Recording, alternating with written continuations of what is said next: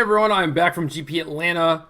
The things for me on the horizon are SCG Denver and the Invitational in Las Vegas, so that's exciting. So now I'm going to turn my attention to Standard and a little bit of Modern here, but we'll see what happens. So Atlanta was a lot of fun. Glad to be back home as always. And while Atlanta was happening, apparently there was a Grand Prix in Europe that was Standard that was won by Esper Dragon. So pretty crazy tournament. 35% of the day 2 field was Abzan, which is just astronomical. Anything over 30% is kind of crazy to me. And yeah, sure, there were different versions of Abzan or whatever, but at the end of the day, they were all pretty much the same Abzan aggro deck that won the Pro Tour.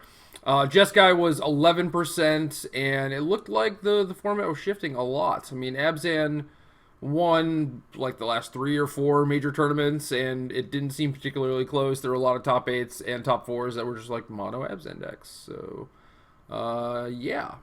So it looks like, since this deck did so well, that it probably has a favorable Abzan matchup. So we're going to put that to a test in a 4-round daily event.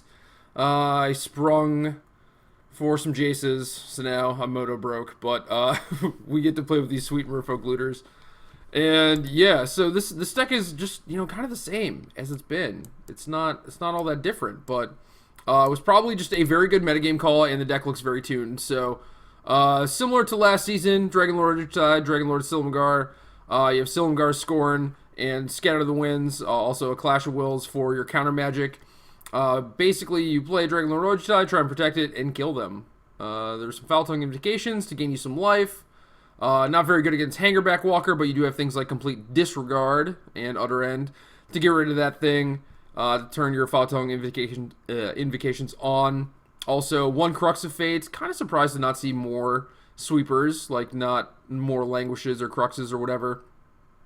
And then a Murderous Cut to go with the 4 Dig Through Time, so there are 5 Delve spells in the deck, so that's kind of a lot, but there are 10 fetch lands, so maybe it's okay.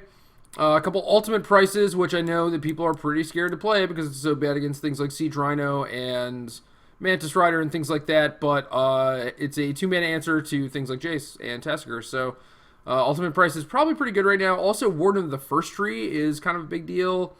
Green-white Megamorph or Bant Megamorph, whatever. It's all kind of the same thing. Have a lot of targets for ultimate price as well. And then Snapping Gnarlid is the thing that is kind of picking up in various green decks across the board, including Abzan aggro. So ultimate price, it's got a lot of targets. And a couple Duresses. Protect Your Ojutai. Also, just Duress is a pretty good card in this format. There are decks that are built around spells for the most part. Like things like Rally and Collected Company in one of the decks. You have these Esper decks that are very spell heavy. Even against something like Abzan, taking a Abzan Charm is going to be very good for you. And then against Jeskai, you just have a wide range of targets too. So I like the deck. I like the main deck. Like I said, I'm surprised to not see another sweeper. But other than that, these spells all look on point to me pretty much.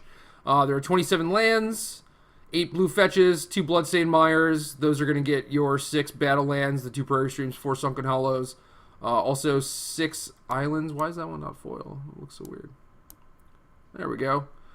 6 Island, 2 Swamp, a Shambling Vent, and 2 Haven of the Spirit Dragon. So 12 lands that cast Ojutai, 10 that add white. So there's not a ton of white mana in this deck. Only a couple Utter Ends and Ojutai's commands that can't be cast off of Haven of the Spirit Dragon, and then there's some white cards on the board, but yeah, deck looks really streamlined, looks really good, and hopefully it does have as good of an Abzan matchup as it kind of seems like. So, for the sideboard, 2 Dragon Lord's Prerogatives.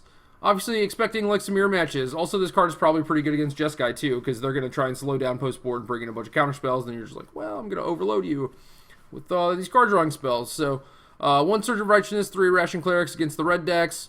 Horribly Awry. I don't know exactly why this is here. I assume it's just something for like early creature decks.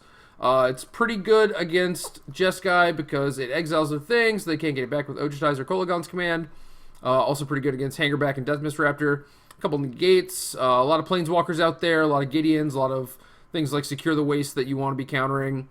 Third copy of Duress, third copy of Ultimate Price, Singleton Virulent Plague, Singleton Infinite Obliteration. And when I see stuff like this, like 1 Plague, 1 Obliteration, I want a Dark Petition. Is that weird?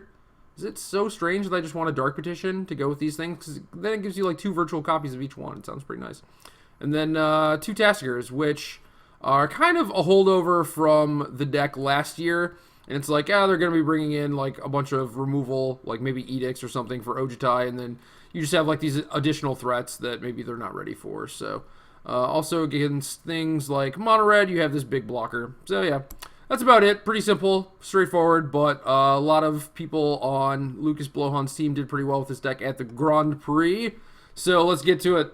Let's make Glorious Battle and see how this deck actually is.